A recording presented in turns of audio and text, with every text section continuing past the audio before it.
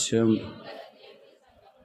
జనులు ఎలాగ ప్రవర్తించవలను అది నీకు తెలియచేయవలనని ఈ సంగతులను నీకు రాయిచున్నాను.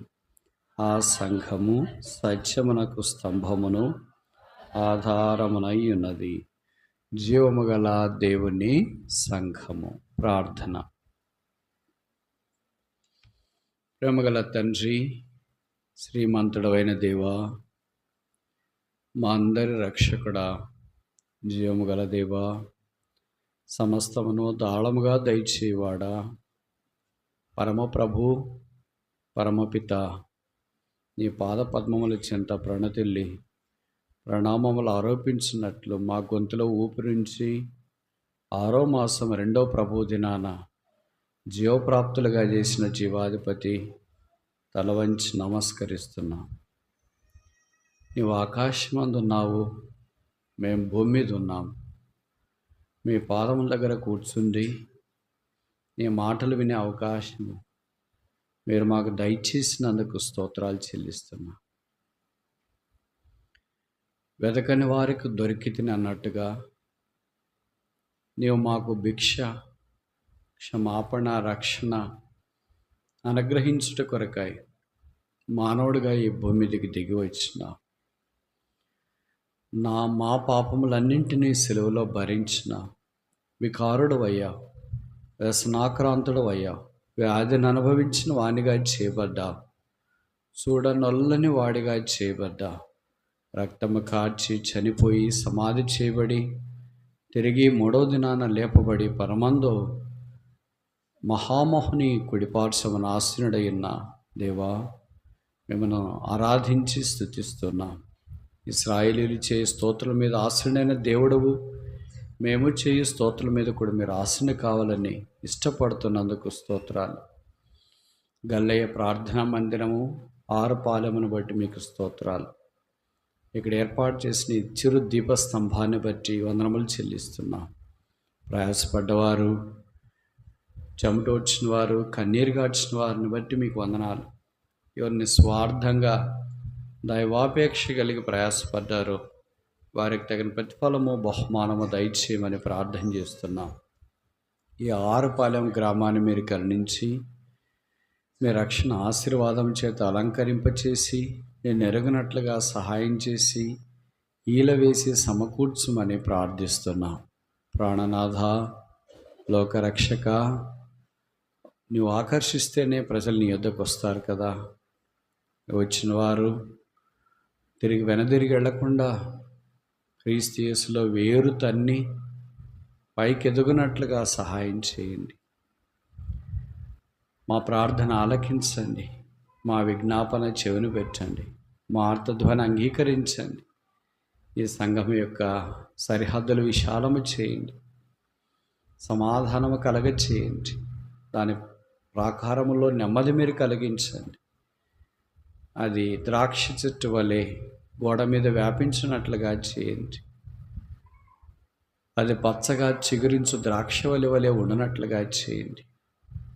దాని సారం ఇతరులకు ప్రవహించినట్లుగా చేయండి. దాని పరిమళ వాసన అనేకులను ఆనందభరితులుగా చేయనట్లుగా కృప చూపించండి. నీ మందిరంలో ప్రవేశించిన వారు రక్షణ పొందినట్లు దయ చూపించండి. ఆన్లైన్లో జాయిన్ అయిన వారిని కూడా మీరు జ్ఞాపకం చేసుకునండి తండ్రి. సమస్తమును దాళముగా దయచేయు శ్రీమంతుడా, అందరి అక్కర్లు ఎరిగిన దేవుడవు గనక మీరే వారి వారి చేతి పనుల్లో చేపల వేట, తర్వాత ఆక్వా కల్చర్, రొయ్యల చెరువులు, చేపల చెరువులు, పంట పొలాలు, వ్యాపారాలు, చదువులు, ఉద్యోగ బాధ్యతలు, సేవ, ఇలాగ రకరకాల కార్యక్రమాల్లో నిమగ్నమైన వారిని దయచేసి హస్తము చాపి 30 దంతలు 60 100 ఫలింపచేయండి. నీ దేవుడైన యెహోవా నీకు తోడై ఉన్నాడు, నీకు ఏమీ తక్కువ కాదు. ద్వితీయోపదేశకాండం 2:7 నెరవేర్చండి. నీ కార్యములు వారి మధ్యలో జరిగించి మహిమ తెచ్చుకునండి. ప్రజలు సంతోషముతో మీ గుమ్మములో ప్రవేశించినట్లు చేయండి. మీ దాసుడు టైటస్ గారి కుటుంబాన్ని బట్టి స్తోత్రాలు. వారి పరిచయం మీరు ఆశీర్వదించి దీవించండి. సోదరుడు శామ్యూయల్ కుటుంబం కూడా రావటానికి మీరు సహాయం చేశారు. గడపగలిగిన సమయాన్ని బట్టి స్తోత్రాలు. అలాగే సమీప దూర ప్రాంతాల నుండి కొంతమంది వచ్చి సహవాసంలో పాలు పొంది వారికి ఇచ్చిన కృప కొలది మీ నామం ఘనపరచుట్లో, ఊరేగించుట్లో, హెచ్చించుట్లో మీరు చూపిన దయ కొరకై వందనాలు చెల్లిస్తున్నా. నన్ను మీ రక్తం చేత కడిగి పరిశుద్ధపరచండి.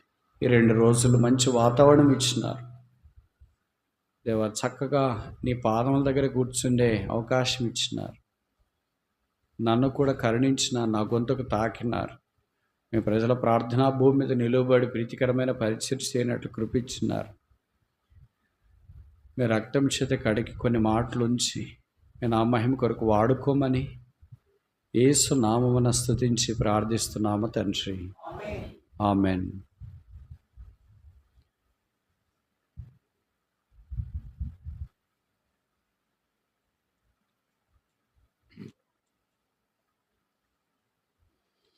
దేవుని సంఘము దేవుని సొత్తు.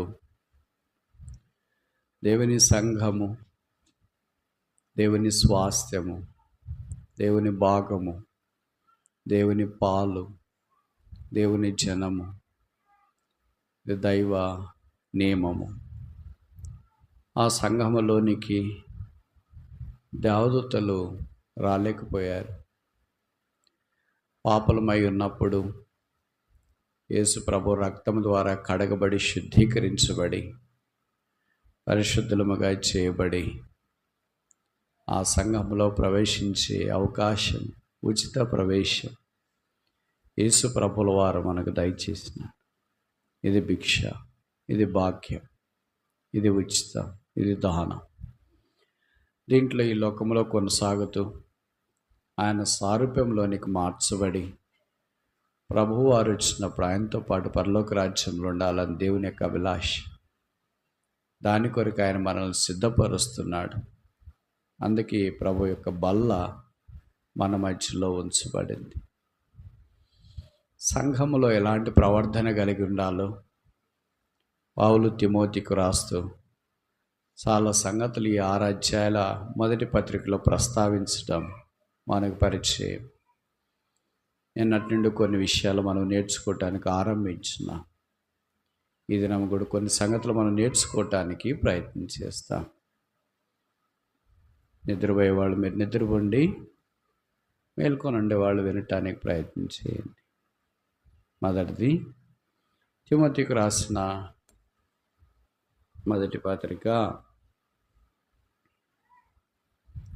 1వ అధ్యాయము 5వ వచనం. సరే, మీకు కూడా నిద్ర వస్తున్నట్లుంది, నేనే చదువుతా. టిఫిన్ చేసి లేరు అనుకుంటా. నేను ఫుల్ టిఫిన్ తినొచ్చిన, అందుకే నేనే చదువుతానమ్మా. మీరు వినగలిగిన వాళ్ళు వినండి, నిద్రపోయే వాళ్ళు నిద్రపోండి. మళ్ళీ 1 గంట సేపు అయిన తర్వాత లేపుతాము, అప్పుడు లేయండి. 1వ అధ్యాయము 5వ వచనం. ఉపదేశ సారమేదనగా పవిత్ర హృదయము నుండి, మంచి మనస్సాక్షి నుండి, నిష్కపటమైన విశ్వాసము నుండి కలుగు ప్రేమ. దేవుని సంఘములో ఎలాగ ప్రవర్తించాలి అనేవి కొన్ని విషయాలు మనము విడివిడిగా చూసినాం. ఈ మధ్యాహ్నం బలలో పాలు పొందక మునుపు వాక్యంలో చెప్పబడింది కదా, పరిశుద్ధతే ఎన్నటెన్నటికి నీ మందిరమునకు అనుకూలము. పరిశుద్ధత లేకుండా ఎవడును ప్రభువును చూడలేడు. కనుక పరిశుద్ధులైన దేవుని దగ్గరికి 93వ కీర్తన 5వ వచనం, నీ శాసనములు ఎన్నడూ తప్పిపోవు యెహోవా, ఎన్నటెన్నటికీ పరిశుద్ధతయే నీ మందిరమునకు. దేవుని మందిరము అనగా జీవము గల దేవుని సంఘములో పరిశుద్ధత చాలా ప్రాముఖ్యమైనది.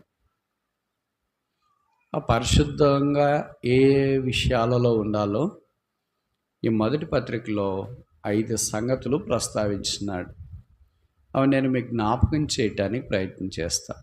దాంట్లో మొదటిదే మనం చదివాము, పవిత్ర హృదయము, ప్యూర్ హార్ట్, హోలీ హార్ట్. కనుక మన హృదయం ఎలాగుండాలంటే నిష్కపటమైనదిగా ఉండాలి, పరిశుద్ధమైనదిగా ఉండాలి. ఇది ప్రభువారు ఇచ్చేది. అందుకే బైబిల్లో రాయబడిన హృదయం మోసకరమైనది, ఘోరమైన వ్యాధి గలది, దానిని గ్రహించగలవాడెవడు. మన హృదయం వేరే వారికి తెలియదు. మన హృదయం మనకు మాత్రమే తెలుసు, దేవుడికి తెలుసు. భర్తకు తెలియదు, భార్యకు తెలియదు, పిల్లలకు తెలియదు, సేవకులకు తెలియదు, బోధకులకు తెలియదు, ఎవరికి తెలియదు. మనం మాత్రం చెప్తాం, నా సంగతి నీకు తెలియదా ఏంటి? ఇంతకాలం కాపురం చేసాం కదా, ఇంతకాలం ఇంట్లో ఉన్నాం కదా, ఇంతకాలం కలిసి పని చేసాం కదా, తెలియదు మరి. అందుకని ఇది హృదయం మోసకరమైంది, ఇది ఘోరమైన వ్యాధి కలది. కానీ ప్రభువారు ఇలాంటి హృదయాన్ని మార్చి మాంస హృదయం మీకు అనుగ్రహిస్తాను అన్నాడు. ఉచితంగా దయచేస్తాడంట. ఉచితంగా ఏంటిది? Open heart surgery. ఉచితంగా ఓపెన్ హార్ట్ సర్జరీ ఎవరైనా చేస్తారా? గుండె తీసి గుండె పెట్టడం. దానికి లక్షలు ఖర్చు అవుతుంది, బాధ కూడా అవుతుంది. కానీ ప్రభు ఏమన్నాడంటే, మీరేం ఖర్చు పెట్టుకోవాల్సిన పని లేదు, మీరు బాధపడాల్సిన పని లేదు. ప్రభు నా గుండె మార్చు అంటే నేను మారుస్తాను, మీకు ఇష్టమేనా అని. మనం ఏం చెప్తాం? వద్దులే ప్రభు, ఇదే బాగుంది, నువ్వు ఇచ్చే గుండె పెట్టుకుంటే నీ వల్లే ఉండాలంటే మాకు ఎక్కడ కుదురుతుంది? ఈ ఊర్లో ఉన్న రకరకాల మనుషుల మధ్యలో ఇంత మాత్రమన్నా ఉంటే బతకనిస్తారు, కానీ నీ వల్లే ఉంటే మమ్మల్ని బతకనేయరు కదా అని మనం అనుకుంటాం. ప్రభు లాంటి గుండె మనకు ఉండాలని దేవుడు కోరుతున్నాడు. ఆయన మంచి హృదయం కలిగిన వాడు, ఆయన పరిశుద్ధమైన హృదయం కలిగిన వాడు. ఆయనలో పాపము లేదు, ఆయన పాపం ఎరగడు, ఆయన పాపము చేయలేదు. ఇంకా ఈ మధ్యాహ్నం ఎవరైనా యేసుని అంగీకరించుకున్నా ఉంటే ఆన్లైన్లో చూసేవాళ్ళు, ఇక్కడ వచ్చిన వాళ్ళు బహుశా అప్పుడు వచ్చి కూర్చుంటున్నారు, కొన్ని మాటలు వింటున్నారు, వెళుతున్నారేమో. జ్ఞాపకం ఉంచుకునండి, దేవుడు ప్రేమాస్వరూపి. దేవుని కంటే ఎక్కువ ప్రేమించేవారు లేరు. లోకమంతా అశాశ్వతం. మీకు కనిపించేవన్నీ తళకు బెళుకులు, రంగులు, తర్వాత డబ్బు, ఆ తర్వాత లోకం యొక్క వైభవము, ఇవన్నీ తాత్కాలికమే, దినాన్ని గడిచిపోతాయి. మీకు తెలుసు కదా, గత దినాల్లో 2 సంవత్సరాల్లో కరోనా పరిస్థితుల్లో ప్రపంచం అంతటి మీదకి మానము నగ్నంగా వచ్చి నాట్యం ఆడింది వీధుల్లో. ధైర్యం ఉన్నోళ్ళు ఎవరు ముందుకు రాలేకపోయారు. అన్నీ మూతపడిపోయాయి, దుకాణాలు మూతపడిపోయి, హాస్పిటల్ అన్నీ. ఇది మూతపడలేదు అనటానికి వీలు లేకుండా హాస్పిటల్లో వాళ్ళు కూడా అన్నారు, ఇంక మా దగ్గర స్థలం లేదు, మేము చేర్చుకోవడానికి లేదని. అన్నీ మూతపడిపోయినప్పుడు ప్రపంచమంతా ఏం చేసింది? ఒక చిరు వైరస్కి, కంటికి కనబడని ఒక వైరస్కి ప్రపంచం చిగురుటాకల్లాగా వణికిపోయింది. అలాంటివి ఎన్ని ఉన్నాయి తెలుసా? 24,000 ఉన్నాయి. ఒక్కదానికి ప్రపంచం చిగురుటాకలాగా 2 సంవత్సరాలు వణికి వణికి వణికి ఇప్పుడు పరిశుద్ధుల మీలాంటి భక్తులకు ప్రార్థన ద్వారా దేవుడు కరుణించి కొంత ఇలా చేరి వచ్చే అవకాశం ఇచ్చినాడు. కనుక దేవుని ప్రజలు చేరి వస్తున్నారు. అప్పుడు ఏమనుకున్నారు? బతికితే చాలనుకున్నారు. అలా ఆ కరోనా వచ్చినప్పుడు ఎవరైనా వచ్చి మీకు డబ్బులు కావాలో, వద్దులే మేము బతికితే చాలు, దేవుడు మమ్మల్ని బతికిస్తే చాలు అనుకున్నాడు. ఇప్పుడు దేవుడు బతికించినాడు, ఆయుష్ పెంచినాడు. రోజులు గడిచే కొలితే మళ్ళీ ఎక్కడికి వచ్చినామంటే కుక్క తోక వంకర అన్నట్లుగా మళ్ళీ అక్కడికి వచ్చాము. ఎక్కడికి వచ్చాము? భూమి గుండ్రంగా ఉందన్నట్టు ఎక్కడ ఆరంభించినామో అక్కడికే వచ్చినాము. అదే అసూయ, అదే ద్వేషం, అదే కుళ్ళు, అదే కుతంత్రము, అదే నోరు, అదే దాబర, అదే దౌర్జన్యం, అదే అన్యాయం, అదే అక్రమం, అదే కోపము, ఇవన్నీ తిరిగి అక్కడికే వచ్చినాం. ఏం కాలేదు కదా మనకే అని అనుకుంటాం. కానీ దేవుడు మనం ఏమైనా మారుతామేమని మరలా ఒక అవకాశం ఇచ్చినాడేమో. మనం దేవునికి ఏం చెప్తాం? ప్రభువా, నువ్వు ఎన్ని అవకాశాలు ఇచ్చినా మేము మారని తెలుసా? అలాగంటే సరే నాయన, నేనే మిమ్మల్ని తీసుకుంటాను, అప్పుడన్నా మారుతావా? అంత పెద్ద పని చేయొద్దు ప్రభువా, ఇంకా కొంతకాలం ఉండాలని ఉంది అని బహుశా మనం అనుకుంటాం. కనుక ఈ మధ్యాహ్నం ప్రభు యొక్క వర్తమానం వింటుంటే, ఒకవేళ ఈ లోకంలో నీకు ఆఖరి అయితే నువ్వు ఎక్కడికి వెళ్తావు?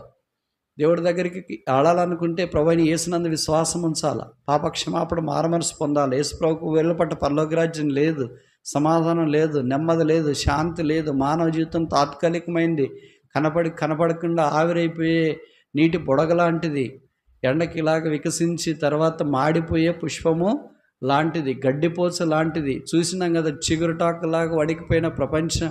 గొప్ప గొప్ప నాయకులు కూలిపోయారు, వ్యాపారవేత్తలు కూలిపోయారు, రాజకీయ నాయకులు కూలిపోయారు, భక్తులు కూలిపోయారు. ఎంత గొప్ప గొప్ప వాళ్ళైనా, వీళ్ళు ఎంత ఆరోగ్యంగా ఉన్నారో అని అనుకునే వాళ్ళైనా కేవలము రోజుల్లోనే కొంతమంది హాస్పిటల్కి వెళ్ళారు, బాగా అయ్యారు. వాళ్ళు ఫోన్లు చేసి మాట్లాడిన, రేపు వస్తున్నాను బ్రదర్ ఇంటి దగ్గరికి, థ్యాంక్స్ కృతజ్ఞతాస్తుతి కూడికి పెడదామని చెప్పిన వాళ్ళు రాత్రి అన్నీ సర్దుకొని ఉదయం డిశ్చార్జ్ కావాలి హాస్పిటల్లో నుండి డాక్టర్లు చెప్పారంట, రాత్రిపూట ఏం వెళ్తావులే ఉదయం వెళదు అని చెప్పారు. రాత్రి ఉన్నారు అంతే, రాత్రి వెళ్ళిపోయారు, ఇంక లేరు. ప్రభు తీసుకున్నాడు.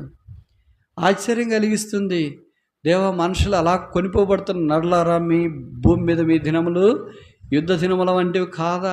మరి దేవుడు మనకు ఆయుష్ ఇచ్చి ఇక్కడ తీసుకొని వచ్చినాడు. ఎందుకని? పవిత్రమైన హృదయం కలిగి ఉండాలని. ఇంకా ప్రభుని ఎరగకుండా ఉంటే, ప్రభుని యేసునందు విశ్వాసం ఉంచు, యేసు పాపల రక్షకుడు, జీవితాన్ని మారుస్తాడు, రక్తం చేత కడిగి పరిశుద్ధపరుస్తాడు, లోకంలో ఉన్నంతకాలం సహాయం చేస్తాడు. ఈ లోకాన్ని విడిచిపెడితే పరలోక రాజ్యంలోని ఉచితంగా ప్రవేశాన్ని దేవుడు అనుగ్రహిస్తాడు. ఇంకా మునికోళ్ళకి ఎదురుదంతే ఎంతకాలం జీవిస్తారు. పెద్ద పెద్ద లోకమే ఎదురుదంటానికి ప్రయత్నం చేసింది, కానీ ఏమైపోయింది? బొక్క బోర్ల పడిపోయింది. ఈ లోకం యొక్క వైభవంతో నీవెంతటి వాడు, నీ చదువు ఎంత, నీ జ్ఞానం ఎంత, నీ తెలివి ఎంత, నీ ఐశ్వర్యం ఎంత, నీ శక్తి ఎంత, నీ నైపుణ్యత ఎంత, నీ అపారమైన బుద్ధి ఎంత, అందం ఎంత. ఇలాంటి వాళ్ళు ప్రపంచంలో ఎంతమంది ఉన్నారు తెలుసా? 8 బిలియన్ల ప్రజలు ఉన్నారు. అలాంటి దాంట్లో నీవెక్కడా? ఓ నరమాత్రుడా, ఈ రాత్రి దేవుడు ప్రాణం అడిగితే ఎక్కడికి వెళతావు? యేసునందు విశ్వాసం. మనిషిని యొక్క ఆయుష్ చాలా స్వల్పం. ఎంత స్వల్పం అంటే గతించి నీడదంటది. ఫ్యాన్కి గ్యారెంటీ ఉంది, తీసుకున్న తర్వాత 2 ఏళ్ళు అంటారు. ట్యూబ్లైట్కి గ్యారెంటీ ఉంది, తీసుకుంటే సంవత్సరం గ్యారెంటీ అంటాడు. మొబైల్ ఫోన్ తీసుకుంటే సంవత్సరం గ్యారెంటీ, 2 ఏళ్ళు గ్యారెంటీ. మీ నిర్జీవమైన వస్తువు ఏదైనా కొనండి, ఏసీ తీసుకున్నారు గ్యారెంటీ ఇస్తారు, ప్రతిదీ గ్యారెంటీ ఇస్తారు. ఒకటి గ్యారెంటీ లేదు, భూమి మీద పుట్టిన తర్వాత మనిషినికి గ్యారెంటీ లేదు. అంటే ట్యూబ్లైట్ కంటే తక్కువ, ఫ్యాన్ కంటే తక్కువ, గ్యారెంటీ లేదంటే అంతే కదా. మొబైల్ కంటే తక్కువ, ఏసీ కంటే తక్కువ. ఒక వస్తువు కొంటే దానికి గ్యారెంటీ ఉంది, మరి దీనికి గ్యారెంటీ లేదేంటి? గ్యారెంటీ దేనికి ఇరు తెలుసా? డూప్లికేట్ ప్రోడక్ట్లకి ఇరు, చైనా వస్తువులకి ఇరు. కరెంట్ సామాన్లు కొంటాం చైనావి, దీనికి గ్యారెంటీ లేదు. ఏమని? ఇది డూప్లికేట్ సార్. ఛార్జర్ ఉంటుంది, ఛార్జరు 5,000 ఉండేది ఉంటుంది, 50 రూపాయలకి ఇచ్చేది కూడా ఉంటుంది. 50 రూపాయలకి ఇచ్చేదానికి గ్యారంటీ అంటే ఇయ్యరు. ఎందుకని? ఇది డూప్లికేట్ది, 5,000ది, దానికి గ్యారంటీ ఇస్తారు. అలాగే ఏదైనా గ్యారంటీ ఉంటుంది, విలువైంది. మరి మనిషిని యొక్క జీవితము గ్యారంటీ లేకుండా ఈ భూమి మీద జీవిస్తాడు. చూడండి, ప్రధానికి కొలతలు ఉన్నాయి కదా. పక్కన స్థలం ఉందనుకో, ఒక జానాడు స్థలం ఇచ్చి కట్టుకోకపోయారా ఏంటి? పక్కనే కట్టేశారు అని ఇరుగు పొరుగు సాధారణంగా ఇల్లు కట్టుకునేటప్పుడు కొట్లాడుతూ ఉంటారు. రైలులో ప్రయాణం చేసేటప్పుడు బహుశా ఈ వైపు తక్కువ అనుకుంటా, మా ఊరి నుండి ఇచ్చేటప్పుడు సాయంకాలం కనుక కొంతమంది ఇలాగ స్త్రీలు బుట్టలో పూలు పెట్టుకొని, కుట్టిన పూలు, మల్లెపూలు అమ్మటానికి వస్తారు ప్రయాణికులకి. ఎంతమ్మా అని అంటే వాళ్ళు జారడని చెప్పరు. ఏం చెప్తారు? 3 పూలు 10 రూపాయలమ్మా అంటారు. సరే, 3 కావాలంటే 3 తీసి ఇచ్చేస్తారు. అంటే సాయంకాలం వికసించి రాత్రికి వాడిపోయే పూలకి 3 కొలుతుంది. ఇంటి పక్కన ఇల్లు కలుపుకోవటానికి జానడు కొలుతుంది. మనం కట్టుకునే బట్టలు ఎంత? బారెడు. ఎంత తీసుకొని వచ్చినారు? బారెడు తీసుకొని వచ్చినారు. కనుక దానికి ఒక కొలతుంది. మనిషి జీవితానికి ఏం కొలుతుందో తెలుసా? తెలియదా? చూడండి, కీర్తన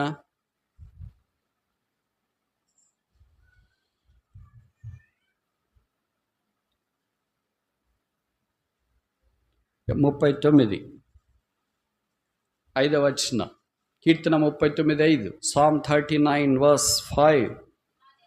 నా దినముల పరిమాణము నీవు చాలు. ఎంతమ్మా?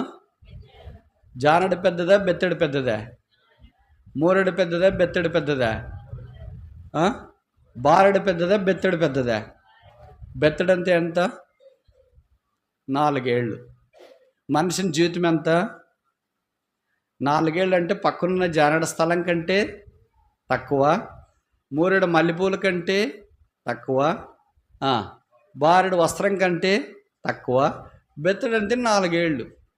4 ఏళ్ళు అంటే 80 ఏళ్ళు. మనిషిని యొక్క ఆయుస్సు 70 ఏళ్ళు, అధిక బలం ఉంటే 80 ఏళ్ళు. ఎన్ని ఏళ్ళు ఉన్నాయి? 4 ఏళ్ళు ఉన్నాయి. ఒక్కొక్క వేలు 20 ఏళ్ళకి సమానం వేసుకోండి. 20, 40, 60, 80. బెత్తడి సరిపోలేదా? సరిపోయిందా లేదా? ఏమ్మా, అర్థమవుతుంది నేను చెప్పే మాటల్లో? ఇప్పుడు 40 ఏళ్ళు అయిపోయినాయి అనుకో. ఎన్ని ఏళ్ళు పోయినాయి? 2 పోయినాయి. ఇంకెన్ని మిగిలినాయి? ఈ రెండింటికి ఎంత ప్రాకలాడతాం? 50 ఏళ్ళు అయినాయి అనుకో, 60 ఏళ్ళు అయినా అనుకో, 3 పోయినాయి, ఎన్ని మిగిలినాయి? ఒకటి ఎప్పుడు పోతుందో తెలియదు. కానీ అయినా ఎంత ప్రయాసపడతాం ఈ బెత్తెడు ఆయుష్ కొరకు, బెత్తెడు దినాల కొరకు. మనిషిని యొక్క ప్రాకలాట, ఆయాస, అసూయ, ద్వేషము, కుళ్ళు, కుతంత్రం చెప్పలేనివి. మధ్యాహ్నం ప్రభు బల దగ్గరికి వచ్చినప్పుడు ఆ లోకరక్షకుడు మన కొరకే ప్రాణం పెట్టి పవిత్రమైన హృదయం కలిగి ఆయన్ని సేవించాలని మనల్ని ఆకర్షించింది. అందుకే కొండ మీద ప్రసంగం మత్తయి సువార్త 5వ అధ్యాయంలో యేసు ప్రభు అన్నాడు, హృదయ శుద్ధి గలవారు ధన్యులు. హృదయం శుద్ధి. విశ్వాసులు ఈ దినాల్లో బయట అంతా శుద్ధి ఉంటుంది. ముఖం బాగా కడుక్కుంటారు, స్నానం బాగా చేస్తారు, బ్రష్ చేసుకుంటారు, మంచి వస్త్రాలు ధరించుకుంటారు. ఏది శుభ్రంగా ఉండదు? హృదయం శుభ్రంగా ఉండదు. బయట ఒకటి, లోపల ఒకటి. కనిపిస్తే ప్రైస్తులాడన్నా, వెళ్ళిపోతే ఇంకా సావలేదు, బతికున్నాడు. ఎందుకు అలాగొచ్చింది? ఎక్కడో నేను పట్టణాల్లో ఉందనుకుంటా, పల్లెల్లో కూడా వచ్చింది. ఎక్కడో చదువుకున్న వాళ్ళు ఇలాంటివి ఉన్నాయనుకుంటాం, చదువురాని వాళ్ళు కూడా ఇలాంటివి వచ్చినాయి. కుళ్ళు, కుతంత్రాలు, మోసము, వంచన, దగ, ఇవన్నీ ప్రభు వారికి ఇష్టం లేనివి. ప్రభు యొక్క జీవం మనలో నుండి బయటికి రావాలంటే ఇవన్నీ అడ్డుకుంటాయి. చూడండి, పైన ఓవర్ హెడ్ ట్యాంక్ కట్టినారంటే నీళ్లు ట్యాంక్ కట్టినారు. కింద మీ ఇంట్లో వంట గదిలోన ఒక కొళాయి పెట్టుకున్నారు. ఈ కొళాయి తిప్పితే పైనుండి నీళ్ళు రావాలా, రాకుండా రావట్లేదు, ఆగిపోయినాయి. మీ వంటగదిలోకి నీళ్ళు రావట్లేదు, పైన ట్యాంక్ నిండా నీళ్లు ఉన్నాయి. ఏం సమస్య? మధ్యలో ఏదో అడ్డం పడింది. కప్పలు అడ్డం పడ్డాయో, బల్లి అడ్డం పడిందో, లేకపోతే కనెక్షన్ పోయిందో, ఏదో పోయింది.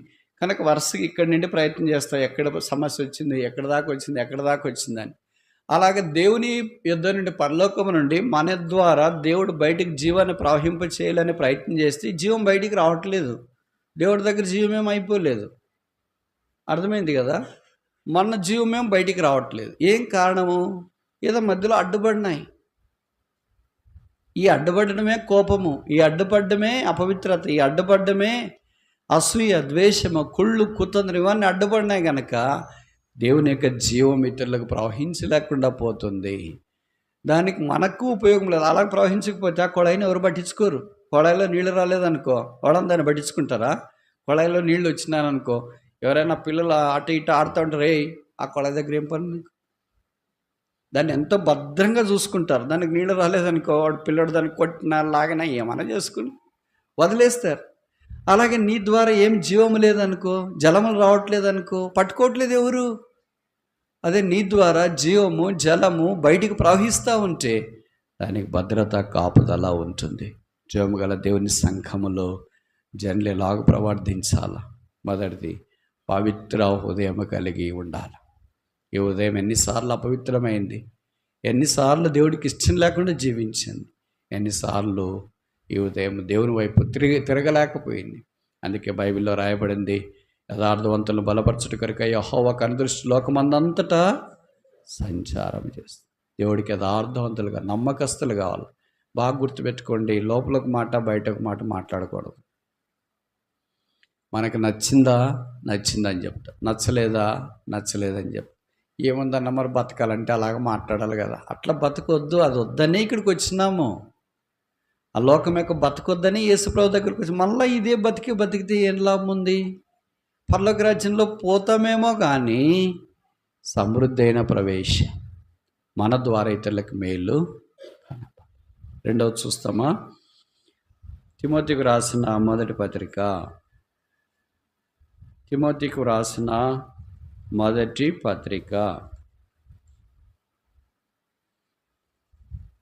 2వ అధ్యాయము 8వ వచనం. తిమోతికి రాసిన మొదటి పత్రిక 2వ అధ్యాయము 8వ వచనం. కావున ప్రతి స్థలమందును పురుషులు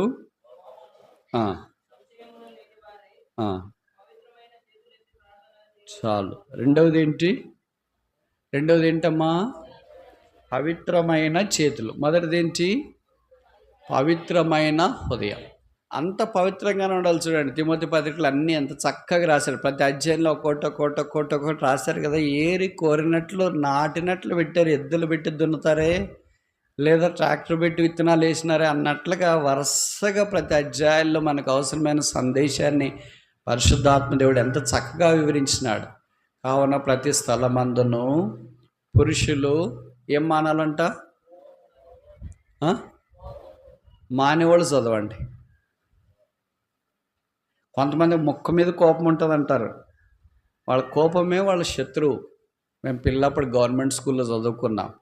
ఇట్లా స్కూల్కి వెళ్ళేటప్పుడు మనకి వాక్యాలు ఎట్లాగా రాస్తారో స్కూల్లో కూడా అట్లా రాసింటారు. తన కోపమే తన శత్రువు అని పెద్దగా రాసింటారు.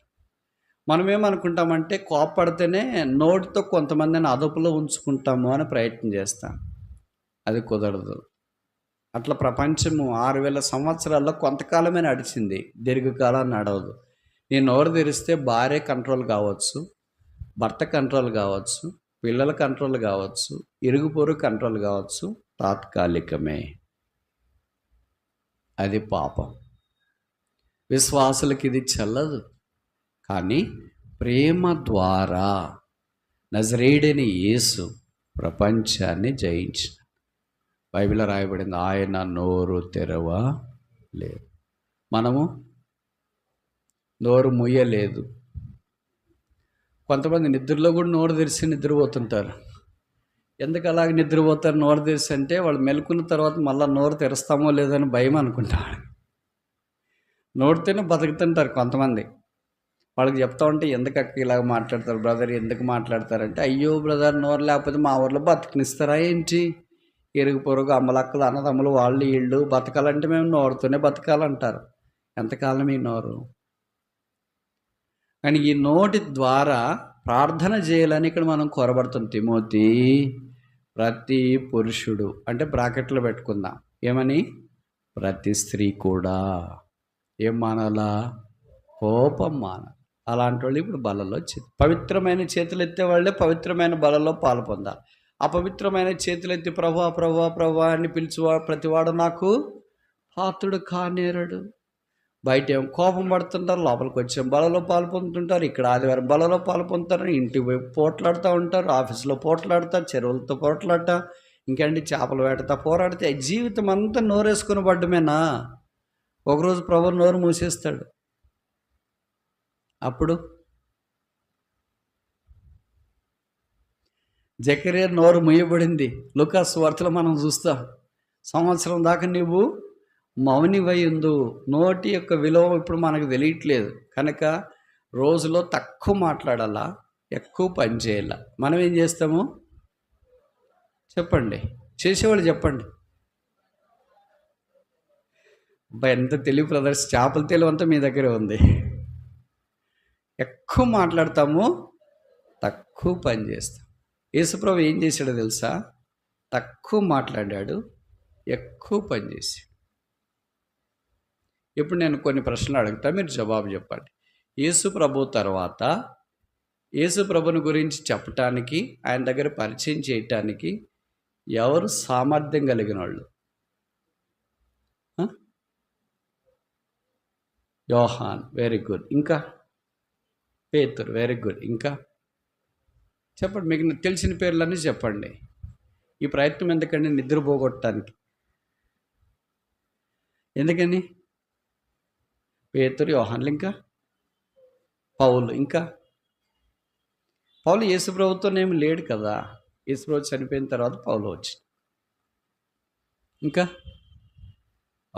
నేను చెప్పనా? యేసుప్రభు తల్లి అయిన మరియమ్మ. తల్లికి ఉండే అధికారం పక్కన ఎవరికైనా ఉంటుందా? ఆ తల్లి అధికారం తగ్గాలంటే ఏం కావాలా? ఏం కావాలా చెప్పండి. మీ పిల్లవాడి మీద మీకు అధికారం తగ్గాలంటే ఏం కావాలా? సింపుల్, కోడలు రావాలా. కోడలు వస్తే దెబ్బకి సెట్ అయిపోతారు, అంతే కదా. అంతదాకా మీ అధికారం ఉంటుంది. మీ మాట కాదనలేడు కొడుకు, జవాబు దాటలేడు. ఎప్పుడైతే కోడలు కాలు పెట్టిందో ఇంట్లోకి, అప్పుడు క్రమంగా తగ్గిపోతుందని నాకంటే మీకు బాగా తెలుసు. అది యేసుప్రభు విషయంలో జరగదు. కనుక యేసుక్రీస్తు ప్రభు వారి విషయంలో ఏదైనా చొరువు తీసుకొని మాట్లాడాలంటే మరియమ్మ గారే చెప్పాలి. ఇప్పుడు 3.5 సంవత్సరాలు యేసుప్రభు పరిచయం చేశాడు కదా. 33.5 సంవత్సరాలు యేసుప్రభు బతికున్నాడు కదా. వాళ్ళ అమ్మ ఆయనతో ఎన్నిసార్లు మాట్లాడింటుందని మీరు అనుకుంటారు? నేను చెప్పిన ప్రశ్న అర్థమైందమ్మా? ఎన్నిసార్లు తిట్టింటుందని మీరు అనుకుంటారు? ఎన్నిసార్లు ఆయన్ని సహాయం చేసి ఆ కోరుకుని ఉంటుందని మీరు అనుకుంటారు? నేను చెప్పే మాటలు మీకు అర్థమవుతున్నాయా? ఇప్పుడు చెప్పండి మరి. 33.5 సార్లు మన పిల్లవాడి దగ్గర మనం ఉంటే ఎన్నిసార్లు మాట్లాడతాం? లెక్కలేనంత. అసలు నోరు మూస్తే కదా. కానీ బైబిల్లో ఆమె నాకు తెలిసి 10 సార్లు తక్కువగానే మాట్లాడి. నమ్ముతారా మీరు? ఇది నమ్ముతారా? ఒక స్త్రీ ఏంటి అంత తక్కువగా మాట్లాడడం ఏంటి? మామూలుగా స్త్రీలు గలగల గలగల గలగల మాట్లాడుతుంటే ఇంటికి అందం అంటారు, మందిరానికి కాదు. అందుకని ఇంట్లో కూతురు పుడితే వాళ్ళకి చాలా సంతోషం. కొడుకు పుడితే వాడేదో లోపల కంప్యూటర్ చూసుకుని మొబైల్ ఫోన్ చూసుకుని వాని పనిలో వాడుంటాడు. అదే కూతురు పుడితే అమ్మ దగ్గరికి నాన్న దగ్గరికి అట్ట ఇటు అంతా తిరిగమ్మా పాప సెలవుల్లో ఇంటికి వస్తే ఇల్లంతా సందడే సందడి. అదే కొడుకు ఇంట్లోకి వస్తే వాడు ఇంట్లో ఉంటే కదా సందడి. కనుక ఆడపిల్ల అంటే సందడే సందడే అని అనుకుంటా. మరియమ్మ గారు మొదట నోరు తెరిచి మాట్లాడిన మాట ఏంటి? ఆఖరిగా నోరు తెరిచి మాట్లాడిన మాట ఏంటి? నేను చెప్పే మాటలు అర్థమవుతున్నాయి కదా? ఇప్పుడు చెప్పండి.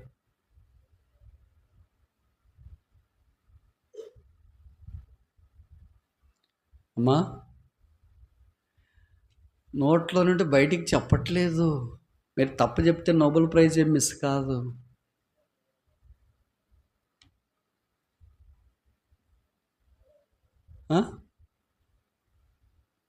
మొదటి మాట ఏంటి? ఆఖరి మాట. సరే, ఆఖరి మాట అన్న చెప్పాలి, మధ్యలో మాట అన్న చెప్పండి. నిన్ను చెప్పే కదా అమ్మా, నిన్ను చెప్పాను కదా, ఆయన మీతో చెప్పున్నది చేయడి. ఇలాంటి మాటలు అక్కడక్కడ ఆమె బంగారం మాదిరి బయట పెట్టి, అవి 10 కంటే తక్కువ ఉన్నాయి బైబిల్లో. ఇది మధ్యలో చెప్పిన మాట. మొదట చెప్పిన మాట 33.5 సంవత్సరాల్లో ఎంత తక్కువ మాట్లాడింది ఆమె, ఎంత ఎక్కువ ప్రభు కొరకు పరిచయం చేస్తుంది. కనుక పురుషులు కోపమును సంశయం అంటే అనుమానం. మనం ప్రార్థన చేసి దేవుడు వింటాడో లేదో, దేవుడికి ఇష్టమైన ప్రార్థనో లేదో, దేవుడు కోరినట్లు చేస్తున్నామో లేదో, ఇవేం చేయాలంటే మానాల్సినవి మనం బైబిల్లో ఉన్నాయి. దాంట్లో 5 ఉన్నాయి. దాంట్లో ఇదొకటి. మనం మానాల్సింది మానం, కానీ మానకూడదు మనం మానతాం.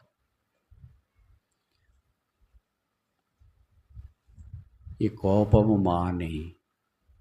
రోజుకి మీరు ఎన్నిసార్లు కోపగించుకుంటారు? ఎక్కువ కోపగించుకునే వాళ్ళు చేయొద్దండి. Very good. ఇద్దరేనా? అందరి దీర్ఘశాంతం. వెరీ గుడ్, ప్రభువుకి స్తోత్రాలు. జీవితమే కోపం అనేవాళ్ళు చేయొద్దండి. వాళ్ళు ఎందుకు ఎత్తుతున్నారో తెలియట్లేదు. మధ్యాహ్నం భోజనం ఉందా లేదనే. కోపమే రాకూడదంటే విశ్వాసకి. నిజమేనా? నేను ఈ మాట అంటే మీరు అనొచ్చు, మరి యేసుప్రభు వారు కూడా కోపపడ్డాడు కదా అని. యేసుప్రభు కోపపడ్డాడు, మంచి కొరకు కోపపడ్డాడు, కానీ చెడుదాని కొరకు కోపపడలేదు. మనకు మంచి కొరకు కోపం రాదే, చెడ్డ కార్యాల కొరకు చాలా కోపం వస్తుంది. కొంతమంది చెప్తారు, నాకు కోపం వస్తే చూడండి ఊరిని వదలను. అలాంటి వాళ్ళంతా బల దగ్గరికి ఎలాగొస్తారు? మరి వాళ్ళు జీవం గల దేవుని సంఘంలో ఎలాగ పాలు పొందుతారు? మన నోరే బాగలేకపోతే ఎలాగ పాలు పొందుతారు? లేని వార్తలు పుట్టించేవాళ్ళు. ఒక 10% ఉంటే దాన్ని 100% చేసేవాళ్ళు. బెలూన్ అంటే మీకు తెలుసు కదా, పుట్టిన దినాలప్పుడు దాంట్లో గాలి కొడితే పెద్దగా అయితే అన్ని కడితే పిల్లలు చాలా సంబరంగా దాన్ని ఆడుకుంటారు. ఏమంటారు మీరు? నెల్లూరు జిల్లాలో బుడగలు. కొంతమంది విశ్వాసులు బుడగలు మాత్రం ఉంటారు. వాళ్ళకి ఆదివారం అంతా వాక్యం చెప్తే సోమవారం నుండి మెల్లగా గాలిపోతుంది. వచ్చే ఆదివారం దాకా బుడగంతా మామూలు అయిపోయి ఉంటారు. మళ్ళీ ఒక ఆదివారం మళ్ళీ గాలి కొడితే బాగా కనిపిస్తుంది, తెల్ల బుడగ, పచ్చ బుడగ, ఎర్ర బుడగ, రకరకాల బుడగలు ఉంటాయి కదా. మళ్ళీ సోమవారం నుండి గాలి పోతుంది, శనివారం కైలోకి మళ్ళీ మామూలుగా అయిపోతుంది. మళ్ళీ అది ఎన్ని రోజులని గాలి కొట్టాలా? ఏ రోజు ఒక రోజు ఏమైపోతుంది, పగిలిపోతుంది. పగిలిపోతే ఇంకా గాలి కొట్టడానికి కూడా వీలు లేదు. అలాంటి బిలీవర్స్ విశ్వాసులు కొంతమంది ఉన్నారు, వాళ్ళు పగిలిపోయారు. ఆదివారం వాళ్ళకి గాలి కొట్టినా కూడా, వాక్యం అనే గాలి కొట్టినా కూడా వాళ్ళు ఏమీ ప్రోత్సహించబడట్లేదు, ఉజ్జీవింపబడట్లేదు. ప్రభు మన యొద్ద నుండి అలాంటివి కోరడం లేదు. మనం ప్రభు కొరకు బలంగా పవిత్రమైన చేతులెత్తి ప్రార్థన, నేను చెప్పాను కదా, ప్రార్థన చేయుట గొప్ప పరిచర్య. మీరు ఉదయకాలం లేచిన వెంటనే మీ ఇంట్లో మోకరించి, మీరు వేరే పనులు ఉన్నా కూడా కొద్దిసేపు చేతులెత్తి ప్రార్థన చేయండి. మీ కొరకు చేసుకోండి, మీ కుటుంబం కొరకు చేయండి, మీ స్థానిక సంఘం కొరకు చేయండి, మాలాంటి సామాన్యుల కొరకు కూడా మీరు ప్రార్థన చేయండి. మీ ప్రార్థనలు ఎంతో అవసరం. ఏ ఇంట్లో పురుషుడు ప్రార్థన చేయలేకపోతాడో ఆ ఇంట్లో దైవికమైన ఆశీర్వాదం దొరుకుట దుర్లభం. మా భార్య చేస్తుందిలే, మా పిల్లలు చేసుకుంటారులే అంటే వాళ్ళు చేసుకుంటారు. నువ్వు యజమానుడు కదా, శిరస్సు కదా, నువ్వు చేతులెత్తి ప్రార్థన చేయాలి కదా, నువ్వు దీర్ఘశాంతం చూపించాలి కదా, నువ్వు దేవుని కార్యాల కొరకు ముందుండాలి కదా. దేవుడు వారిని బట్టి ఇంకా ఆశీర్వదించాలని కోరుతాడు. చూడండి, దేవుడు నిన్ను ఒక వ్యక్తిగా మాత్రమే చూసట్లేదు, నువ్వు అనుకున్నట్లు దేవుడు అనుకోవట్లేదు. కొంతమంది భార్య భర్త పిల్లలు ఉంటారు కదా, వాడి ఇంట్లో భోజనం అందరు కలిసి చేయరు, భర్తకు మాత్రం భార్య మొదట వడ్డిస్తుంది. ఈ సాంప్రదాయం ఇక్కడ కూడా ఉందనుకుంటాను, నెల్లూరు జిల్లాలో. ఆయన భార్యకు ఉందా, పిల్లలకు ఉందా, చేపలు ఉన్నాయా, ముక్కలు ఉన్నాయా ఏం చూడడు, ఫుల్గా తినేసి బయటికి వెళ్ళిపోతాడు, ఫోన్ మాట్లాడుతా వచ్చినాము అని. వీళ్ళకి ఏముండదు పాపము. తర్వాత వచ్చి ఏంటి తిన్నారంటే అయిపోయింది. అయిపోయిందంటే ఏమైపోయింది? నెల్లూరు భాష ప్రకారం అన్నం అయిపోయింది. కానీ వీళ్ళు ఏమని అర్థం చేసుకుంటారు? తినేది అయిపోయింది అని అర్థం చేసుకుంటారు. అది ఎంత తేడా ఉంది కదా, 180 డిగ్రీలు తేడా ఉంది. అయిపోయింది అంటే నువ్వు తిన్నావా, కూరలు సరిపోయినాయా, ఎప్పుడన్నా మాట్లాడము. అంత మాట్లాడటానికి ఎక్కడ టైం ఉంటుంది? ఇదే జరిగినప్పుడు మనం వారి కొరకు ప్రార్థన ఎలాగ చేస్తాం? కుటుంబం అంతా ప్రార్థన చేస్తే దేవుడు 4 తరాల్లో మన ఒడిలో ఆశీర్వాదం ఉంచుతాడంట. మనం అది చూడము. 4 తరాలు మన ద్వారా దేవుడు ఆశీర్వాదం తీసుకొని వస్తాడనే దూరదృష్టి మనకు లేదు. అస్వదృష్టి, నేను తిన్నానా, మందిరంకి వెళ్ళానా, నేను అయిపోయిందా, నాది అయిపోయింది అంతే. మా ఆవిడ తినిందా, మా పిల్లలు తిన్నారా, అయిపోయింది ఇంకంతే. దగ్గరే చూస్తున్నావేంటి? నువ్వు దగ్గర చూసే మనిషి కాదు, దేవుడు పిలుచుకునిందే నిన్ను. అలాంటి వాళ్ళు మస్తుగా ఉన్నారు, ఊరి నిండా వాళ్ళే, గేరు నిండా వాళ్ళే, ప్రాంతం నిండా వాళ్ళే. దేవుడు నేను 4 తరాలు దూడాలని కోరుతున్నాడు. అందుకే ఆ దేవుడు అబ్రహామును ఆశీర్వదించి ఆదికాండం 12:1-2 4వ తరం దాకా ఇస్సాకు, యాకోబు, యోసేపుల దాకా దేవుడు ఆశీర్వదించాలి. ప్రతి మనిషిని దేవుడు అలాగ ఆశీర్వదించాలని కోరుతాడు. మనమేమనుకుంటామంటే మనతోనే అయిపోద్ది, మన బతుకు మనతోనే అయిపోద్ది అని. ఇది చాలా అస్వదృష్టి. దగ్గరగా చూస్తున్నావు, దాన్ని బట్టి నువ్వు నష్టం, నీ కుటుంబం నష్టం. అంత 4 తరాలు మళ్ళీ నష్టం కాకుండా చూసుకోవాలా? ప్రభు బల దగ్గరికి వచ్చేటప్పుడు ఇవన్నీ పరిస్థితులు మనం చక్క చేసుకోవాలి. నువ్వు చేసే ప్రార్థన 4 తరాలకు ఆశీర్వాదకరంగా ఉంటుందని ఎప్పుడన్నా నువ్వు నమ్ముతున్నావా? ఎరిగేవా? అలాగే జరిగితే ఖచ్చితంగా మనం చేస్తాం. అలాగే చేయట్లేదంటే ఎరగట్లేదని అర్థం. ఈ కోపము, సంశయం ఇదే 4 తరాలకు పుట్టిస్తుంది. అచ్చు మీ నాయన మాదిరి కోప్పడతాం, మీ అమ్మ మాదిరి కోప్పడతాం అని అంటున్నారు. కానీ మీ నాయన మాదిరి ప్రార్థన చేస్తున్నాం, మీ అమ్మ మాదిరి ప్రార్థన చేస్తున్నాం అని అంటున్నారా? దైవ కార్యాల్లో మనం అలాగ ముందుకెళ్ళటానికి అవకాశం ఉందా? దేవుడు మనకు ప్రార్థన అయిన గొప్ప ఆయుధం ఇచ్చినాడు. ఈ ఆయుధం లేదు, వేరే వారికి ఆయుధం లేదు. అడగండి క్రైస్తవేతరులకి. ఒక క్రైస్తవుడికి దేవుడిచ్చిన ఆటం బాంబ్ ఏంటో తెలుసా? ప్రార్థన. ఈ బాంబు ఎంత పేలిస్తే అంత సాతాను ఓడించబడతాడు. కానీ మనం ఏంటంటే దీపావళి టపాసులు ఉంటాయి కదా, పేలకుండా అలాగ పెట్టుకొని ఉన్నాం. మనం కూడా దీని ప్రార్థనని పేల్చుకోకుండా ప్రార్థించినప్పుడు దేవుడు బలమైన కార్యాలు చేస్తాడు, నెమ్మది సమాధానం కలిగిస్తాడు. ఎలాగ చేస్తాడో మనకు తెలియదు, మనకు అర్థం కాదు. మనం అర్థం చేసుకోవాలని ప్రయత్నం చేస్తాం. మనం అర్థం చేసుకోవాలని ప్రయత్నం చేయకూడదు. మనం చేయాల్సింది ఒకటే, ఏం చేయాలా? ప్రార్థన. దేవుడు ప్రతి వానికి పంచి ఇచ్చినాడు. దాంట్లో మనకిచ్చిన దాంట్లో మనము ప్రభు కొరకు జీవించడం అవసరం. ఒకసారి నేను చెప్పిన కథ వేరేగా చెప్తా, సరేనా? అదొక ఊర్లో అత్తమామలు ఉన్నారు. వాళ్ళకి 4 కోడన్లు ఉన్నారు. అంటే 4 కొడుకులు ఉన్నారు అని అర్థం. 4 కోడన్లు ఒకరోజు అత్తగారు పిలిచినారు. పిలిచి 4కి ఏం చెప్పిందంటే, నేను ఒకటి మీకు ఇవ్వబోతున్నా, వాళ్ళు 1 సంవత్సరం తర్వాత నేను అడుగుతా, మీరు దాన్ని తెచ్చియాలా నాకు అని. ఏంటి అని అంటే, దానికి ఒకటి ఏదో ఒకటి చెప్తారు. శనగలు అంటే తెలుసు కదా మీకు, శనగపప్పు అంటాం కదా. ఒక సేరు శనగపప్పు మొదటి కోడలికి ఇచ్చింది, రెండవ కోడలికి, మూడవ కోడలికి, నాలుగవ కోడలికి, అందరికి ఒక్కొక్క సేరు శనగపప్పు ఇచ్చింది. వచ్చే సంవత్సరం నేను అడుగుతా, మీరు నాకు తెచ్చియాలా అని చెప్పి. సరే, మొదటి కోడలు పోయింది ఇంటికి. సంసారం వేరుగుంది వాళ్ళది, కలిసి ఉమ్మడి కుటుంబం కాదు. ఇంకా భర్తకు ఎందుకు చెప్పాలి అని అనుకునింది. బాగా ఇంటి పైన ఆరేసింది. అన్ని సాయంకాలం అయిపోయిన తర్వాత దాన్ని వెళ్ళి, ఏమంటారు మీరు, పిండి మిషన్ అయినా, పిండి మిషన్కి వెళ్ళి పట్టించుకొని వచ్చింది. బజ్జీలు చేసింది. సాయంకాలం తుఫాను మాదిరి వర్షం పడుతుంటే ఆ బజ్జీలు తిన్నారు. అబ్బా చాలా బాగున్నాయి, క్రిస్పీ అన్నట్లుగా తిన్నారు. ఎక్కడ తెచ్చావు బజ్జీలు? ఎక్కడ తెచ్చింది ఏంటి, నేనే చేశా. నువ్వెలాగ చేసావు, నీకు ఎక్కడికి వచ్చినాయి శనగలు, ఎక్కడ పండవే అంటే మా అత్తగారు ఇచ్చారు. సరే, రోజు బజ్జీలు చేసి పెట్టింది. కొన్ని రోజులకి ఏమైపోయినాయి, సేరు శనగలు అయిపోయాయి. రెండో కోడలు కూడా సేరు తీసుకునింది. ఆమె తీసుకుని వెళ్ళి ఏం చేసిందంటే, ఈ మా అత్తను నమ్మటానికి లేదు, ఎప్పుడు అడుగుతో తెలియదు, ముందే కొద్దిగా మెంటల్ కేసు అని ఆ సేరు శనగలు ఒక బట్టలో చుట్టేసి ఓ భూమిలో బాతి పెట్టేసి, మూడో కోడల దగ్గరికి వెళ్ళి, మూడో కోడలు కూడా సేరు శనగలు తీసుకునింది కదా.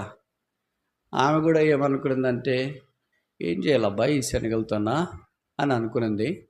ఎందుకులే మనకెందుకని పైన వెళ్ళి ఎండబెట్టింది. ఎండబెడితే దాన్ని మర్చిపోయింది, పట్టించుకోలేదు. రోజు పైన వచ్చి కాకలు తినేసి చివరికి ఏమి లేకుండా అయిపోయింది. మూడో కోడలు. నాలుగో కోడలు నెల్లూరు అమ్మాయి అనుకుంటా.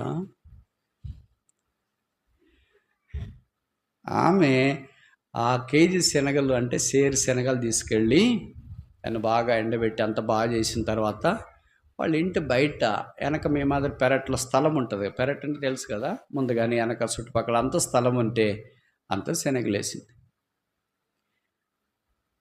తర్వాత అవి ఒక పెద్ద బస్తా నిండి అయిపోయాయి. ఒక సంవత్సరం తర్వాత వాళ్ళ అత్త 4 కోడళ్ళని పిలిచింది. మొదటి కోళ్ళు, ఏంటమ్మా నీకు శనగలు ఇచ్చినా కదా, ఏమైంది ఇన్ని రోజులు ఉంటాయా ఏంటి, మీ కొడుకు నేను బజ్జీలు చేసుకుని తినేసినావు. సరే పక్కన బా.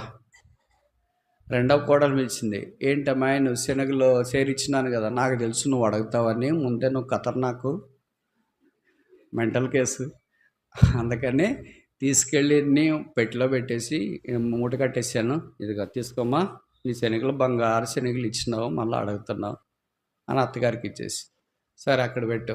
రెండవ కోడలు పక్కన బా. మూడవ కోడలని అడిగింది, ఏంటమ్మా నీకు కూడా శనగలు ఇచ్చినా కదా, నువ్వేం చేసినావు? ఏం చేస్తాం, పైన ఆరేసింటి అట్లా ఇట్లా అనుకున్నలాగా మర్చిపోయా, అన్ని కాకలు తినేసినాయి. సరే నువ్వు కూడా పక్కన ఉండు. నాలుగో కోడలు, ఏంటమ్మా నీకు కూడా ఇచ్చినాను కదా, అది ఇదిగో అత్తయ్య బస్తా శనగలు తీసుకుని. అరే సేరిస్తే బస్తా ఎటు తెచ్చినవే, మాది నెల్లూరు తెలుసా నీకు? ఏదైనా వ్యాపార మనసుతోనే ఆలోచిస్తాం. నిజమా, ఏం చేసావు దీన్ని, మళ్ళీ పెద్దది కదా, నువ్వు మాకు ఎక్కువ స్థలం ఇచ్చినావు కదా అని వెనక ముందు అంతా ఈ శనగలన్నీ వేస్తే మంచి పంట వచ్చింది, బాగా కాపు వచ్చింది, అన్ని పండిన, అన్ని బుడలన్నీ ఒలిచేసిన, అన్ని పైన ఆరేసిన, ఇది బస్తా తీసుకొని వచ్చిన. ఇప్పుడు అత్త చెప్పిందంట, నేను చనిపోయిన తర్వాత ఈ ఇంటి బాధ్యతలన్నీ మొదటి కోళ్ళ, రెండో కోళ్ళ, మూడో కోళ్ళ, నాలుగో కోళ్ళ, ఎట్లా చెప్తారు మీరు? కరెక్ట్ చెప్పినారు, నెల్లూరులోనే రుజువు చేసినారు. సంసారం చక్కగా ఎవరు పెట్టుకుంటారో, ఎవరు ఉన్నదాన్ని వృద్ధి చేస్తారో, ఎవరు ఉన్నదాన్ని విస్తరిస్తారో వారికి ఎవరైనా వారి బాధ్యతలు అప్పగిస్తారు, తాళపు చెవి అప్పగిస్తారు. అప్పుడు అత్తగారు అందరి కొడుకులు ఇరుగు పొరుగు అందరి సమక్షంలో చెప్పిందంట, నేనేమన్నా అయితే, నేను కాదు, అత్తగారు. నా తర్వాత కుటుంబ బాధ్యతలు మిగతా ఎవ్వరు మాట్లాడకూడదు, పోట్లాడకూడదు. మొదటి అమ్మాయి, రెండవ అమ్మాయి, మూడో అమ్మాయి ఎవరు నోరు తెరవకూడదు. నాకు తెలుసు మీ కథ అంతా తెలిసిపోయింది. మీరు ఏం పని చేసే రకం కాదు, ఏం మిగిలిపెట్టే రకం కాదు, సంసారం వృద్ధిలోకి తెచ్చే రకం కాదు. ఉంటే చాలే తినేస్తాం ఈ పూటకి అని తిని బతికే రకం మీరు. మీ కుటుంబం ముందుకు తీసుకెళ్ళాలనే రకం కాదు. నాకు ఎంతమంది మనవలు మనవరాలు అందరూ ఉన్నారు. వాళ్ళంతా బతకాలంటే మీలాంటి వాళ్ళని నమ్ముకుంటే వాళ్ళు బతకలేరు. అందుకే ఇదిగో ఇంటి సంసారం యొక్క గుట్టంతా తాళపు చెవులన్నీ నీ చేతికి ఇస్తున్నానని ఆఖరి కోడలకి ఇచ్చింది. దీంట్లో కథ అర్థమైందా? సారం అర్థమైందా? ఇలాగ ఇక్కడ కూడా మందిరంలో రకరకాల మొదటి కోడలు లాంటి వాళ్ళు ఉంటారు, రెండవ కోడలు లాంటి వాళ్ళు ఉంటారు, మూడో కోడలు లాంటి వాళ్ళు ఉంటారు. చెప్పండి, ఇప్పుడు చెప్పండి, మనం ఈ 4 రకాల్లో ఏ రకం? ప్రశ్న అర్థమైంది కదమ్మా? జవాబు చెప్పండి మరి. మొదటి రకమా, రెండవ రకమా, మూడో రకమా, నాలుగో రకమా? అసలు మన రకమే ఇక్కడ లేదా? అలాగే ప్రభు మనకి రక్షణ ఇచ్చినాడు, కృపావరాలు ఇచ్చినాడు, తలాంతలు ఇచ్చినాడు, ఆరోగ్యం ఇచ్చినాడు, కుటుంబం ఇచ్చినాడు, సంఘం ఇచ్చినాడు, వాక్యం ఇచ్చినాడు, పరిశుద్ధాత్మ దేవుణ్ణి ఇచ్చినాడు, పరిచర్య ఇచ్చినాడు. ఏం చేశాడు? మీరు వెళ్ళి వ్యాపారం చేసి దీన్ని విస్తరింపజేయండి అని ప్రభు పంపించాడు. నేను మరలా వస్తా, నేను లెక్క అడుగుతా ప్రతి ఒక్కళ్ళని, అప్పుడు వచ్చి మీరు నాకు జవాబు చెప్పాలని ప్రభు చెప్పేసి వెళ్ళాడు. ఇది బైబిల్లో చెప్పిన కథే, నేను వ్యవహారిక భాషలో చెప్పా, మనకు అర్థమయ్యేటట్టు చెప్పా. తిరిగి ఆ యజమానుడు వచ్చినాడు, ఒక్కొక్కరిని పిలిచి అడిగినాడు. 5 తీసుకున్నాడు, 5 తెచ్చినానయ్యా, ఇంకా 10 అయినాయి మొత్తం అన్నాడు. బడా నమ్మకమైన మంచి దాసుడు అన్నారు. 2 తలాంతులు తీసుకుని వాడు వచ్చినాడు. నీ సంగతి ఏంటంటే, నేను 2కి రెడీ చేసిన. బలా 1 తీసుకున్నాడు, వచ్చిన మనలో అంటాడు, ఏం చేస్తామండి మీ సంగతి నాకు బాగా తెలుసు, అందుకని తీసుకెళ్ళి భూమిలో పాతి పెట్టేశారు. సోమరివైన చెడ్డ దాసుడా ఆయన వెలపలికి పంపించి ప్రభు వాళ్ళ దగ్గరికి వచ్చేటప్పుడు ప్రభు మనకి ఇచ్చినవన్నీ ఏం చేసాం మరి? గాలికి ఎగిరిపోయినాయా? అంటే కాకలు తినేసాయా? పక్షులు తినేసాయా? ఏంటి కాకలు పక్షులు అంటే ఏంటవి? మత్తయి సువార్త 13వ అధ్యాయంలో మనం చూస్తాం కదా, విత్తవాడు వెళ్ళి విత్తనాలు వేసినాడు, ఆకాశ పక్షులు కొన్ని బ్రింగి వేసిన. ఆకాశ పక్షులు అంటే సాతానికి పోలిక. అలాగే సాతాను మనం బయటికి వెళ్ళిన వెంటనే దేవుని వాక్యం మింగేస్తున్నాడు. ఆయన మస్తు చెప్తుంటారు, ఇవన్నీ పట్టించుకుంటే ఎక్కడైతే దక్క మనం బతకాలి కదక్క, వెళ్ళి చాలా చెప్పేస్తారు అని అనుకుని మన హృదయంలో విత్తబడిన వాక్యాన్ని ఏం చేస్తాడంటే వాడు ఎత్తుకొని పోతాడు, కాకల మాదిరి ఎత్తుకొని పోతా ఉంటాడు. ఎంత నష్టం కలుగుతుంది. కొంతమంది తాత్కాలికంగా ఈరోజు బతుకుతాం, రేపు సంగతి దేవుడు ఎరుగు అన్నట్టు. అది మొదటి కోడలు.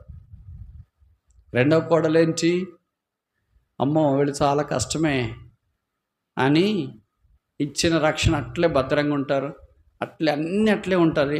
వాళ్ళు ఒక పైసా ఖర్చు పెట్టరు, ఒక పైసా తీసుకు. ఒక గ్లాస్ మంచినీళ్ళు ఇయ్యరు, ఒక గ్లాస్ మంచినీళ్ళు వేరే వాళ్ళతో తాగరు. ఒక గ్లాస్ టీ ఇయ్యరు, ఇంకో గ్లాస్ వేరే వాళ్ళు టీ ఇస్తే తాగరు. వాళ్ళు ఏమంటారంటే, మీది నాకొద్దు, నాది మీకు. మనుషులు 3 రకాలు మీకు తెలుసు కదమ్మా. మొదటి రకం ఏంటంటే, మీదంతా నాది,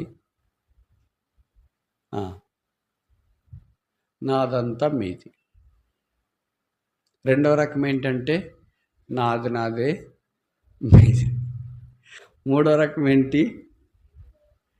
మీది నాదే, నాది కూడా నాదే. ఇప్పుడు ఈ 3 రకాల్లో మనం ఏ రకం? మొదటిదే, రెండవదే, మూడవదే. మన రకమే లేదా ఇక్కడ? మూడవది కదా. ఎంత కరెక్ట్గా చెప్తారు? ఆదివారం ఎట్లా చెప్తున్నారు మీరు ఇంత కరెక్ట్గా? మీదంతా నాది, నాది కూడా నాది. మీదంతా మీదే, నాది కూడా మీదే. ఎన్నో రకం ఇది? 4వ రకం. మీదంతా మీదే, నాది కూడా మీదే. ఇది 4వ రకం. ఎవరి 4వ రకం? ఒకే ఒక్కడు, యేసు ప్రభు. అందుకే బైబిల్లో చెప్పబడింది, నావన్నీయు మేవే. ఎవరైనా అలాగంటారా? భర్త అలాగంటాడు, అమ్మాయి మా ఆస్తి అంతా మీదే అని. భార్య అలాగంటదే, నా ఆస్తి అంతా మీదే. ఆయన తెలుసుకోకుండానే బంగారం పక్కన పెట్టి డబ్బులు పక్కన పెట్టి ఎవరు అలాగ అనరు. ఒకే ఒక్కడు అదే ఈ బలం మనకి జ్ఞాపకం చేస్తుంది.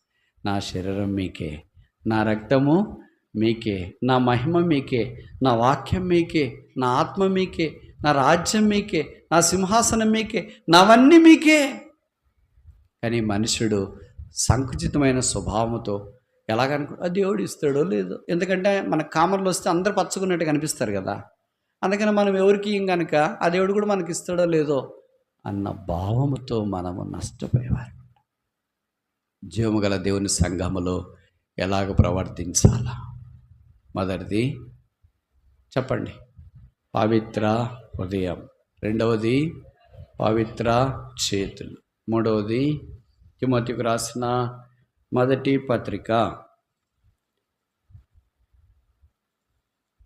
తిమోతికి రాసిన మొదటి పత్రిక 3వ అధ్యాయము 9వ వచనం. విశ్వాస మర్మమును పవిత్రమైన మనస్సాక్షితో గైకొని వారే ఉండాలి. మూడో పవిత్రత ఏంటి?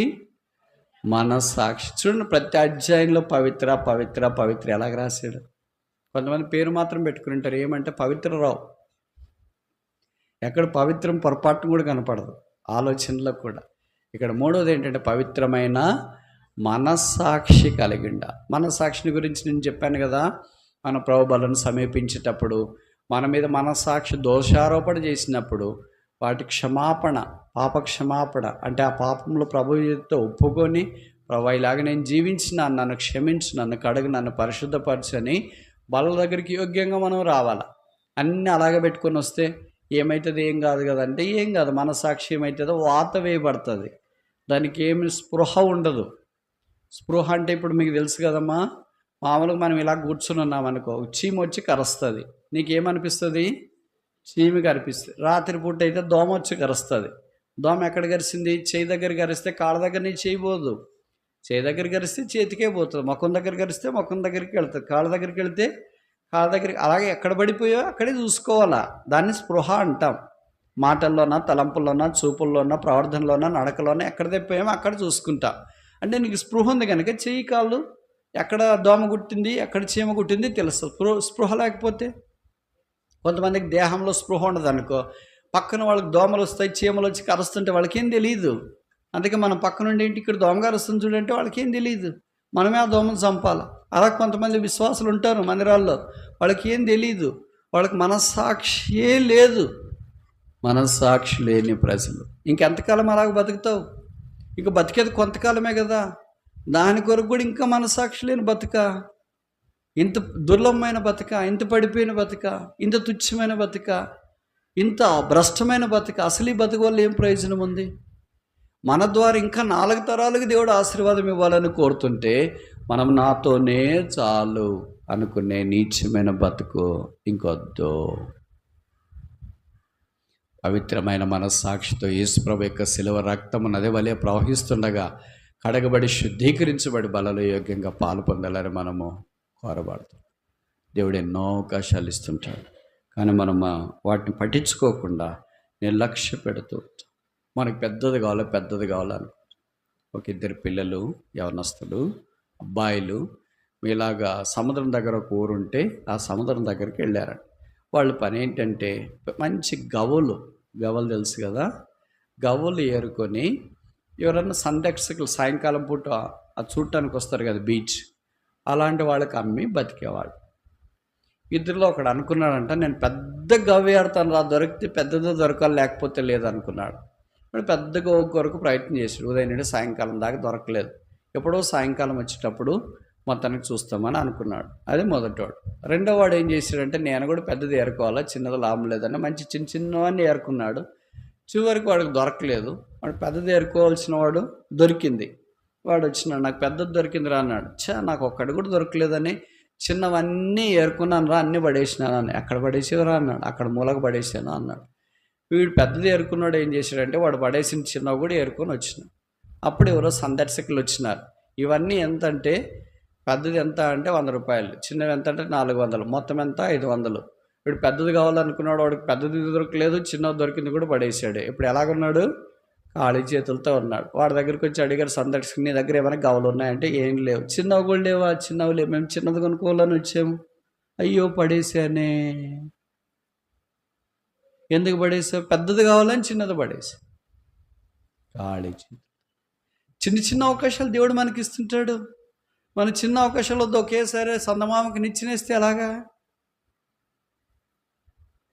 సందమామకు నిచ్చినేస్తే ఎలాగా?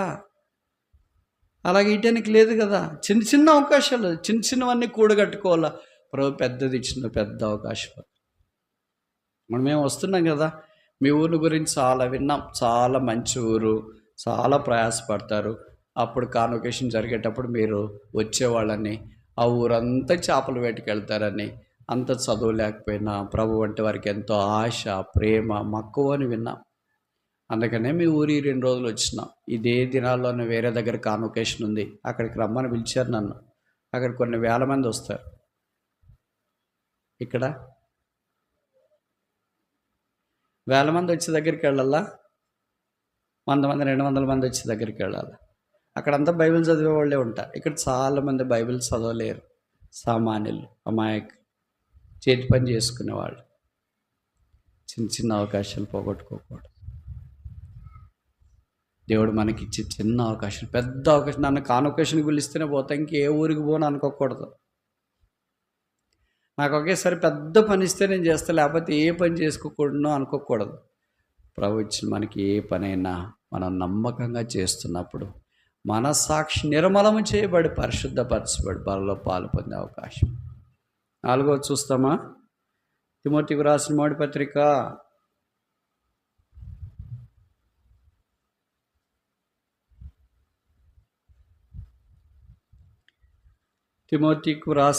మొదటి పత్రిక 5వ అధ్యాయమా 4వ అధ్యాయము 12వ వచనం. నీ యవ్వనమును బట్టి ఎవడును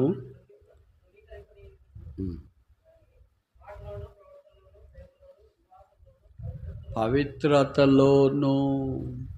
కనుక 4వది ఏంటంటే, 4వదేనా? పవిత్ర ప్రవర్ధన.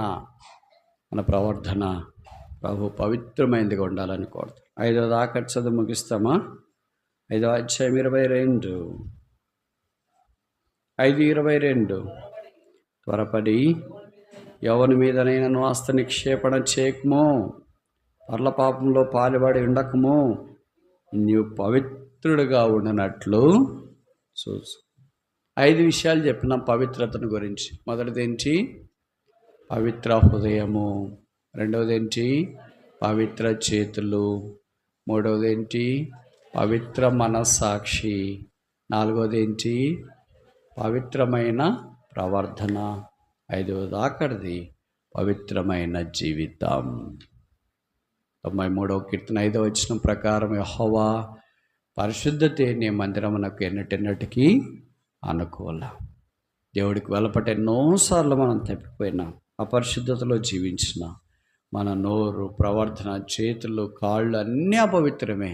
అరికాలు మొదలుకొని నన్నెత్తి దాకా యేసు ప్రభు యొక్క శిలువ రక్తపు ఊట దగ్గరికి వచ్చి కడగబడి శుద్ధీకరించబడి, ప్రభు నది వలె ప్రవహించే రక్తపు ఊటలో నన్ను కడిగి నీలాగా పరిశుద్ధునిగా ఇచ్చి, యేసు ప్రభు యొక్క కోరిక అదే, నేను పరిశుద్ధుడినై ఉన్నాను గనక మీరును పరిశుద్ధులై ఉండుడి.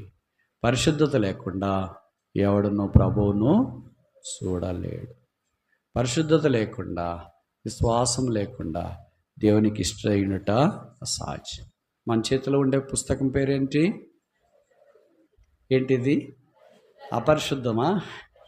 అపరిశుద్ధం అంటే మనకు కరెక్ట్ సెట్ అయిపోయింది. దీని పేరు పరిశుద్ధ గ్రంథం. ఈ సంఘం ఏంటి? పరిశుద్ధ సంఘం. మన దేవుడు ఏంటి? పరిశుద్ధుడైన వాడు. మనం వెళ్ళే రాజ్యం ఎలాంటిది? పరిశుద్ధమైన రాజ్యం. కనుక మనం పరిశుద్ధులుగా చేయబడినాము కనుక యేసుప్రభు రక్తములో ఇంకా పరిశుద్ధపరచబడుతూ, కడగబడుతూ, శుద్ధీకరించబడుతూ ఆయన రాకుడి కొరకు ఎదురు చూడాలి. ఓ దినాన పరలోక రాజ్యంలో ప్రవేశించిన తర్వాత ఈ కోపము లేదు, ద్వేషము లేదు, క్రోధం లేదు, అసూయ లేదు, కృంగద లేదు, అవమానం లేదు, నోరేసుకుని పడేది లేదు, బలలో పాలు పొందేది లేదు, కానక పెట్టలేదు, ఇలా ఫ్యాన్లు లైట్లు అటు ఇటు తిరిగేది, కరెంటు పోయేది కరెంటు వచ్చేది లేదు. బైబిల్లో రాయబడిన గొర్రెపిల్లే దేవాలయము, గొర్రెపిల్లే దీపస్తంభము.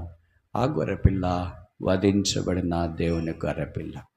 ఆయనతో పాటు మనం ఉండనై ఉన్నాం, ఆయనను పోలి ఉంటాం, ఆయన చూస్తూ ఉంటాం, ఆయనతో పాటు ఉంటాం. అలా ఉండనట్లు ప్రభు మనకు సహాయం చేయను గాక.